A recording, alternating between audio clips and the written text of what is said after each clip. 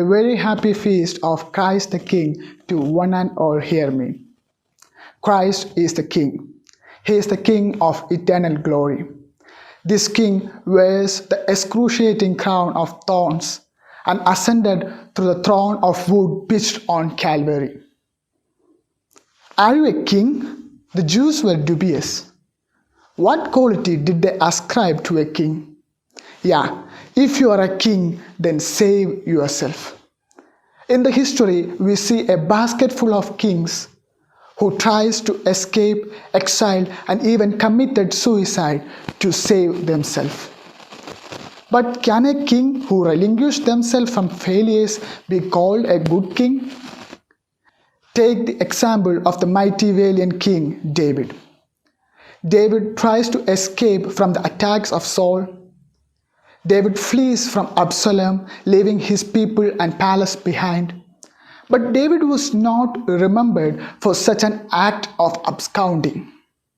He was recalled by his people to stand before his people, to fight for his people against the mighty Goliath with 5 people stones. And Jesus, with his 5 holy wounds, stands before us as an eternal offering.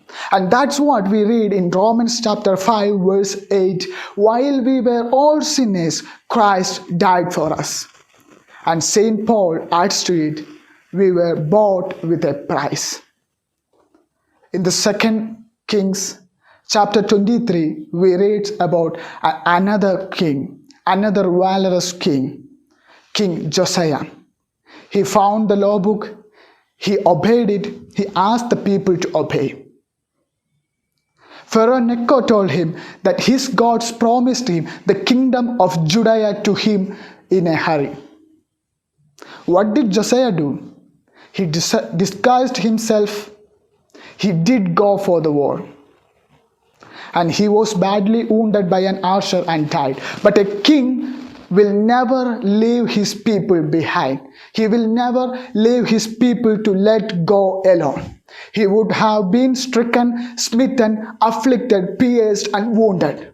But he guides the people. He leads the people to the kingdom of paradise. And paradise, that term would have been a forgotten term for the Jews by then.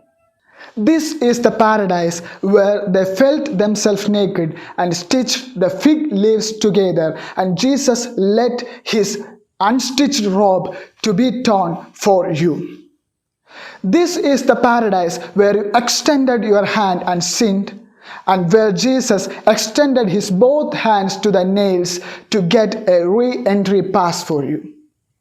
This is the paradise where there was a tree that was forbidden to eat, and Jesus himself lied on the cross telling, "Take this and eat from this, for this is for you."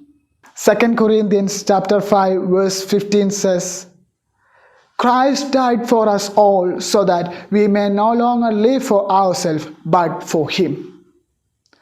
Dear friends, dear Christians, dear participants of the royal priesthood of Christ, let us also generate this attitude of Christ in us, a self-giving attitude. Let our God help us for this. Amen. Hosanna.